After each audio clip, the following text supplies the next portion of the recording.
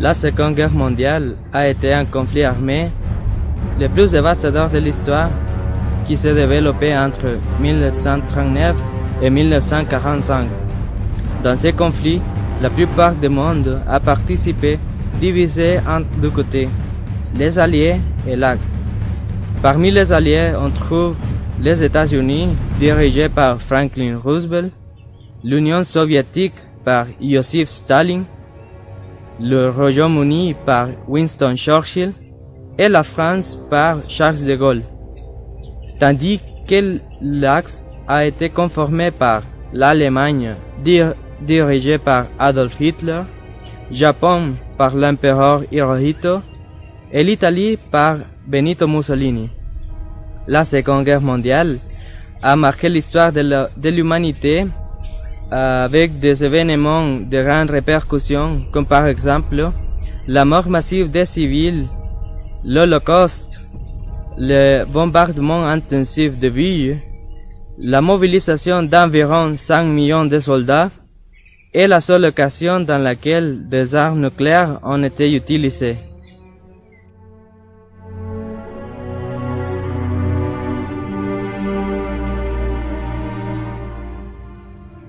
Après la défaite de l'Empire allemand pendant la Première Guerre mondiale, au mieux connue à cette époque-là comme la Grande Guerre, l'Allemagne devait satisfaire certaines demandes prévues dans le traité de Versailles. Ces demandes comprenaient par exemple la réduction du territoire allemand et la répartition des colonies allemandes parmi les Alliés, la confiscation du matériel de guerre et de la flotte de guerre, la réduction de l'armée à 5 000 hommes, 4 000 officiers, sans artillerie lourde, sous-marins ni aviation, l'interdiction de fabriquer des armes et la suspension du service militaire obligatoire. Et si cela n'était pas suffisant, l'Allemagne devait payer une indemnisation presque impossible de payer aux Alliés.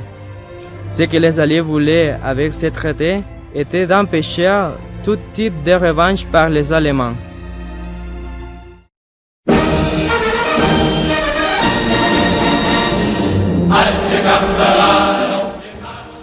Seule l'émergence d'un grand leader pouvait remonter la morale du peuple allemand gravement endommagé. Et c'est précisément ce qu'ils ont trouvé en Hitler.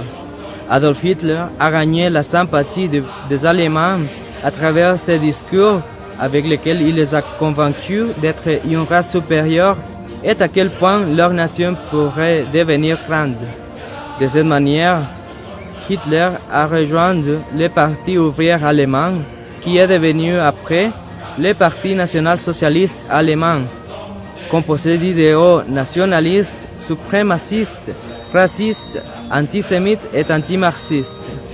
En 1923, après un coup d'État manqué, Hitler a été arrêté. Pendant ce temps, il a écrit un livre nommé Mein Kampf, ou Mon combat, qui serait comme la Bible pour les nazis. En 1932, il a gagné les élections, commençant comme ça le Troisième Empire allemand. Rapidement, à travers une apparence légale, il a établi un régime autoritaire ignorant tout ce qui a été stipulé dans le traité de Versailles, créant un fort État militaire.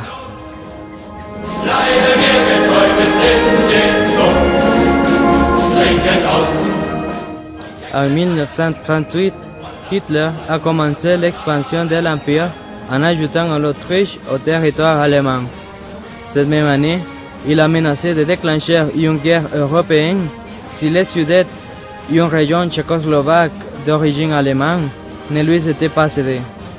Les Anglais, les Français et les Italiens ont accepté cet accord, mais l'année suivante, Hitler a fini par envahir toute la Tchécoslovaquie.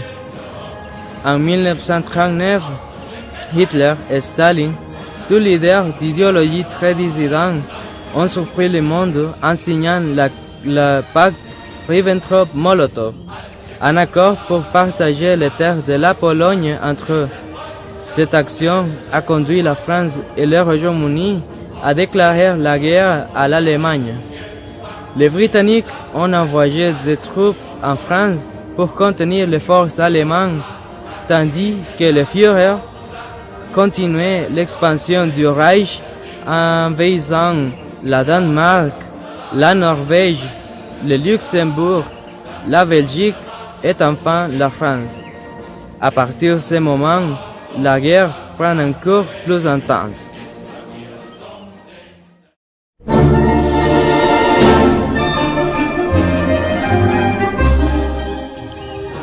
Après son alliance avec Mussolini, Hitler a réussi à augmenter le territoire de l'Empire allemand en ajoutant l'Albanie, la Libye, la Grèce, la Bulgarie, la Hongrie, la Roumanie et la Yougoslavie à la liste des pays conquis.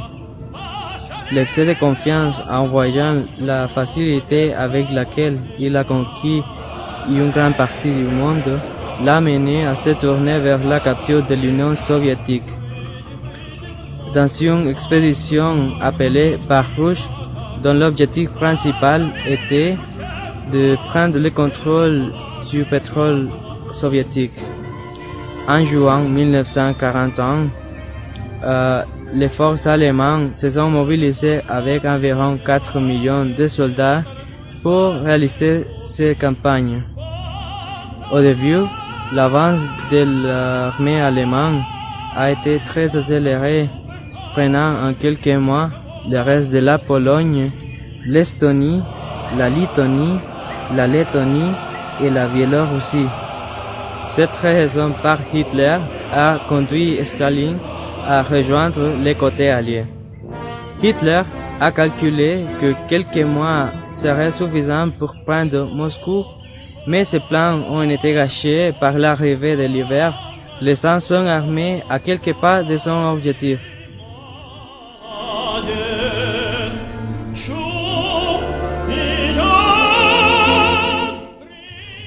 La tentative ratée de prendre Moscou a forcé Hitler à diriger son armée vers Stalingrad. Ce mouvement était destiné à deux choses: prendre possession du champ de pétrole du Caucase et en même temps frapper la morale de Staline, puisque cette ville portait son nom.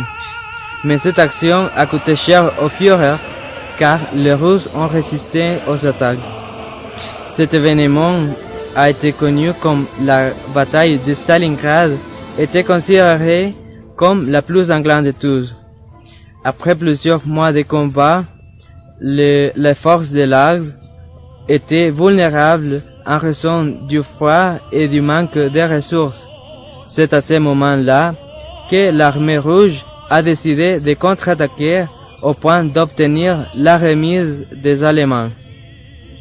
À partir de ce moment, ils commencent à gagner du terrain aux Allemands à tel point qu'en juillet 1943, les Russes réussissent à expulser complètement l'armée nazie du sol soviétique. Ce même mois, les Alliés ont bombardé Rome, obligeant les Italiens à arrêter Mussolini et à abandonner son pacte avec les Allemands. Le 4 juin 1944, les Alliés sont arrivés à Rome et l'ont libéré.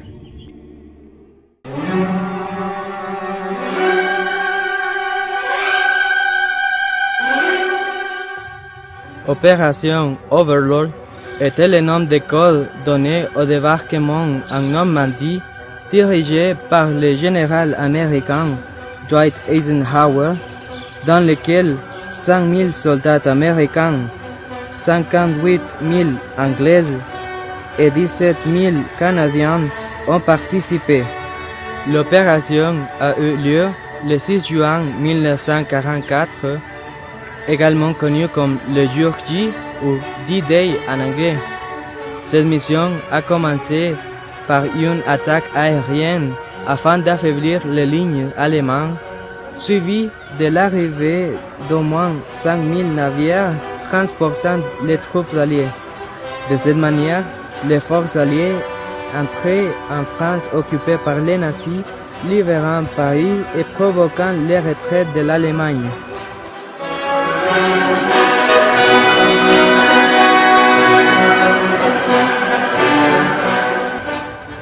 En avril 1945, l'armée russe est arrivée à Berlin, résultant victorieuse dans la bataille qui mettrait fin à la tyrannie d'Hitler, qui finit par se suicider. Ce même mois, l'exécution de Mussolini a eu lieu. La guerre en Europe était finie, mais les conflits continuaient en Asie. Deux bombes atomiques en Hiroshima et Nagasaki ont été nécessaires pour obtenir la reddition de l'empereur Hirohito.